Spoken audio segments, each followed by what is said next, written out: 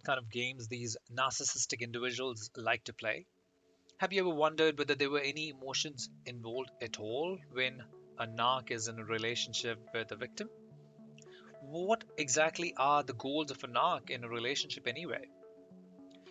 This video today is going to discuss all of these things. Hello, people. My name is Vinny, and I call myself a survivor of a toxic relationship with a narc. This channel is for toxic relationship recovery, and it is for individuals who have been through narcissistic relationship abuse. This channel's mission is to support people, guide them in the right direction, and help them build their self confidence. In my videos, I cover topics in relation to narcissism, and every now and then, I share my own story. Story of a love relationship between an empath, that's myself, and a covert, cunning, narcissistic lady. This video is coming straight from New Zealand, and if you have suffered at the hands of a covert narcissistic lady, you can reach out to me if you would like, and you and I could have shared the same feelings for this same narcissistic lady. Are there any emotions at all when the narc is in a relationship with their victim? I think there is. There is emotions involved, and the emotions are from the victim's side because these narcs don't have emotions, or at least they don't have emotions of their own anyway. They can't regulate their own emotions, and that is why they're always depending on somebody else to take care of their emotions. To a narc, every relationship is transactional. It gives them, relationships are something that gives them the ego boost, that they're valued, that people see them as good human beings, and that is why they want people. That's why they choose their victim, so the victim can tell them every day, every minute that they're the best. They are the ones uh, that they are the best in the world, I should say. They don't have any interest in their victims. If you are in a relationship with a narc, or you've just ended a relationship and you're wondering, did they have any interest in me? Well, not really. They don't have any interest in you. Their only interest is themselves. They don't do shit for you at all. Narcs like to keep their options open, and that is why their exes are still their friends, and that is why you would find that they spend a lot of time on their phones because while they are in a relationship with you, they're preparing other victims. They are looking for other sources of supply, and that is why they spend so much time on their phones getting ready for their next victim.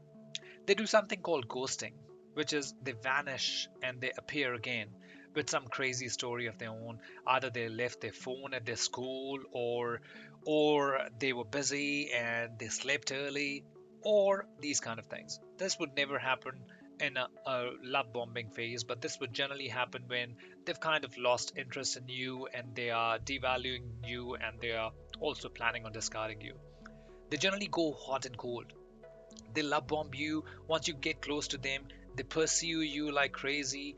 But once you are like in their spell, under their spell, and you try and reciprocate, they pull back. They're slow to respond to your text messages. The texts are very impersonal. They don't reply to your calls and things like that. They make promises and never follow up. They start lying. Well, the thing is, they always, when the relationship started, it started on the wrong note anyway, because any relationship that starts with a lie starts on a wrong note. Love bombing is the lying phase. That's when they're telling you everything that you want to hear. They're being very seductive, and they move on really quickly in the beginning because they want to love bomb you. They want to get you in that relationship real soon. Later on, though, they refuse to discuss the relationship problems. This happened in my case when with the ex narcissist that I was with. Whenever we would have any problems, she would not want to discuss the relationship problems. If I would point out a mistake that she has made, or I would point out that we need to work on this relationship in such a way, she would go absolutely quiet. She would say, I don't want to talk about it. We can talk about it the next day, and that next day never came. They would do something like future faking at the beginning, where they would show you big dreams just to get you under their spell. They also do something where they try and hide you from their family and friends. This happened in my case. I never got a chance to meet her family, and things like that because they probably have other victims lined up, and that's why they don't want you to meet their family or their friends, because today you meet their family or their friends and tomorrow they've got another victim. That's not a good thing. The friends and family would not think of them as good people if they start doing that, doing this on a daily basis. The main reasons why a narc would leave you would be a new supply is knocking on their door and you're nothing for them. They can't be with you because you're too much of a hassle for them to get what they want. And that is why they do discard you.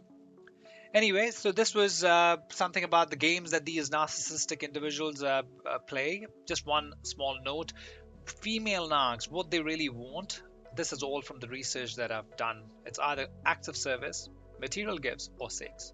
In my case, I think it was a combination of all of these things. I'm not sure what it is in your case, but you're more than welcome to put it in your comments.